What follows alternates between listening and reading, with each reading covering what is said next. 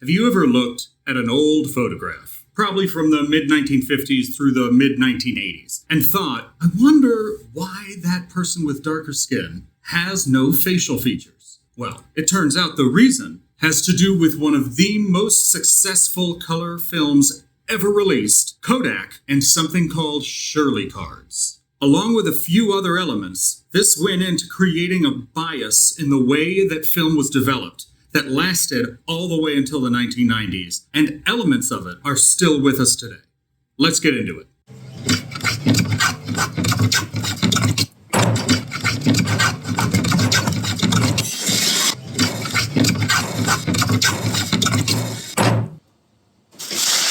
Okay, from the beginning. Now, just so I know, we're not going to get too far into the weeds here when it comes to film history, but we need a primer so that we all know where we're coming from here. This is the very first color photograph ever taken, at least that we know of. This is called the tartan ribbon. It was taken in 1861. Yes, you heard me right, 1861. It was created by a photographer named Thomas Sutton using a 3-color process that was theorized by a different guy named James Clerk Maxwell. Maxwell had initially come up with the idea around 1855, but it wasn't until 1861 that it was successfully used to create a color image. So how was this created?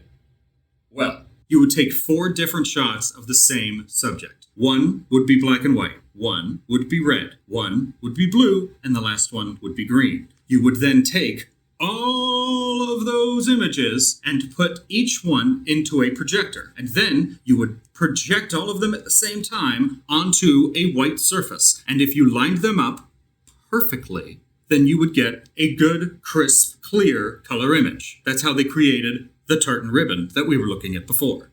Right. Eventually, this process started to be used to create prints. It would start the same way. You'd take 4 shots of the same image. You know what? Before we go any further, let's talk just a little bit about how film was developed. First off, you would either go into a totally light, tight, dark room, or you would get a bag that you could put your hands in, and you could do this first part that way. Now, I'm not going to do either one of those because I don't have a room that gets completely dark. I don't have a development bag. I don't even have all of the stuff you would usually use to develop. I am going to show you this in this glass jar. Plus, if I was in a completely dark room, you couldn't see what I was doing. Once inside of your light, tight space, you would open up the canister that had your film in it, and you would take the film out, not exposing the film to any light. This film has already been exposed to light, so it doesn't matter that it's under light. After that, you would very carefully roll that film onto a reel. Usually they were metal, there were also plastic ones. Once your film was on the reel, you would put it into a light, tight, developing container. Now, you would put a series of chemicals into this, starting with developer. You would put the developer in there, you would swish it around. The amount of time you would leave it in there would depend on the film, and there would be a little guide that came with it. And once it had been in there long enough, you would dump it out. Next, you would put in stop bath. The stop bath is what's going to stop the development process and hold the picture where it is in the development process on the film. Same thing. Put it in there, swish it around a certain amount of time, depending on the film. Once that's done, you dump it out. Then you put in fixer. Fixer is what makes sure that all of the development chemicals that are on that film are gone. And that's going to make it so that it doesn't develop anymore when it's exposed to light. And it's going to make it so that the way you have it developed to this point sticks. When that's done, you just rinse it off with some water. Swish, swish, swish. Done. Now, you take your developed film, you look at all the negatives, you figure out which one you want, you take it into a dark room, you put it into an enlarger. The enlarger enlarges the image onto a sheet of photo paper. Once that paper had been exposed to the image, you would take that paper and you would put it into a small bath of developer, and then stop bath, and then fixer, and then water. Once it had gone through all of those, you had a print. The problem with color film was that you couldn't take film out and then put in another roll of film that was your red, and then another that was your blue, and then another that was your green.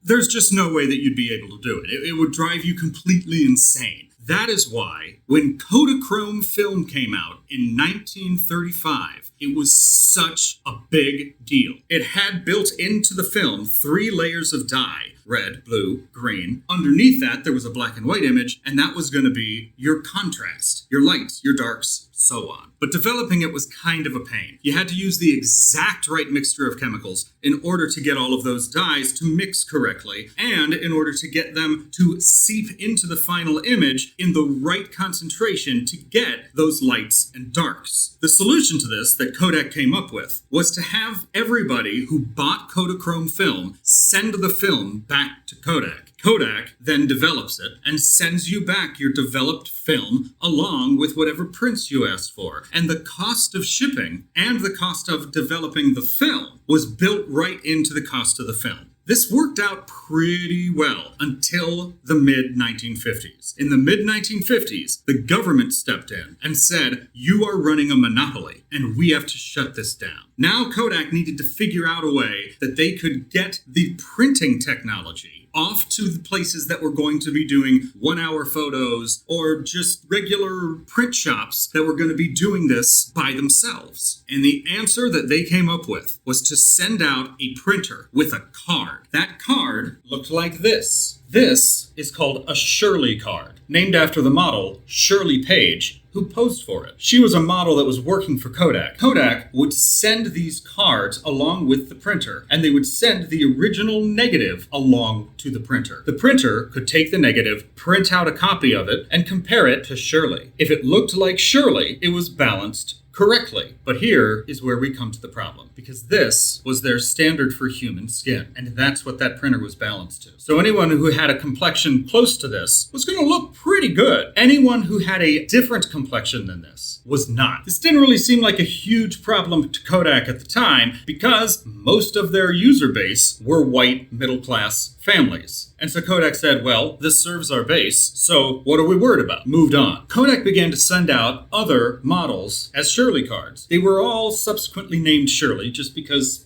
they already called them Shirley cards. Unfortunately, all of those other models were also white. They were receiving complaints about how the film didn't work for anybody who had a darker complexion, but they just didn't do anything about it. Furniture companies eventually started writing to Kodak and saying, we have a partnership with you to use this Kodachrome film, but it can't tell the difference between a really dark wood and a medium wood. So our customers aren't actually getting a realistic representation of what the piece of furniture they're going to buy might look like. And chocolate manufacturers started writing to them saying the same thing. We have this partnership with you, but no one can see the difference between dark chocolate and milk chocolate. That's a big problem for us. And that is what sparked Kodak to create a new film called Gold Max. This was released in the 1980s with the slogan, it'll take a picture of a dark horse in low light. Kodak never publicly acknowledged there was this problem with skin tone in their film. Finally, in the 1990s, Kodak started sending out Shirley cards with Shirleys of all sorts of backgrounds and complexions. There were also Shirley cards you could use to balance the printer if there were people of multiple different skin tones in one shot. Now, of course, beginning in the 2000s and moving forward, digital started to sort of take over everything. And with digital, everything is different, because now you don't have to calibrate your printer to just one skin tone and run everything through. You can make as many calibrations as you want to. You can make a calibration to every single photo that gets sent to you if you need to, and you can print that off, and that will just be the calibration for that one photograph. It's way more flexible, which is why most people use it now. So everything's fixed, right? Happy ending. Well, not quite. You see, all of this gave rise to a lie. Dark skin is harder to photograph than light skin. It's understandable why people would think that when you look at the technology. All light meters, whether they were inside of a camera or you were holding them, were balanced so that the exposure was right for white skin. This is also true of things like facial recognition software. There are all sorts of videos of people who have dark skin not being able to walk through a door because the door won't see them, or their computer won't open because the computer doesn't recognize who is in front front of it. And if you have used a lot of autofocus on like a digital SLR, then you probably know that autofocus does not find dark skin as easily as it finds white skin. And the reason for that is because it's looking for the reflection off of the white skin. Dark skin doesn't reflect as much light. This part of it is just physics, because lighter colors reflect more light and darker colors absorb more light. It's an understandable mistake that happened. It is less understandable why it's still a problem. And this is a really invasive rumor. I have had models with dark skin come into my studio to shoot with me and say before we shot, "I'm really sorry, it's going to be hard to get a good picture of me because I have really dark skin." No, all I need to do is balance a couple of things differently and you're going to look fine. Because the only reason dark skin would ever be harder to shoot than light skin is if you're using light skin as your default. If light skin is what the standard is, then dark skin is going to be difficult to photograph because you're not used to it. And even within theater, this has given rise to an idea that it's harder to light people with dark skin than light people with light skin. But that's not true. It's just something you're not used to. And that's a really, really big difference. All of this came into the news in a really big way in 2020. Because Annie Leibovitz, one of the most famous portrait photographers of all time, did a photo shoot with Simone Biles. And in that photo shoot, Simone Biles' skin looked terrible. It looked ashy. It looked like it had no life in it. There was also very little light in her eyes. And every photographer will tell you the best way to make somebody look alive in a photograph is make sure that you get light in their eyes. It's like the #1 rule. YouTubers know this. And this was all amplified because the next week, a photographer named Dario Calmese took photographs of Viola Davis for Vanity Fair. And in those photographs, her skin looks incredible. Her eyes look alive. He's lighting her in a way that it brings out all of the beautiful colors within her skin. And it makes her eyes beautiful and alive. It's the polar opposite of what those photos of Simone Biles do. And even now, there's not really ever been an excuse offered up as to why that happened, because it shouldn't have happened. A professional photographer should know how to shoot for different skin tones. So the ultimate goal here is not to learn how to light other skin tones the way that light skin tones get lit. The goal is to realize that every individual's skin tones are going to be slightly different. And when you are shooting, you need to make sure that you are shooting that person as well as you possibly can. When you can take a photograph and immediately see what it looks like, there's just no excuse. And everybody deserves to look like themselves in a photograph.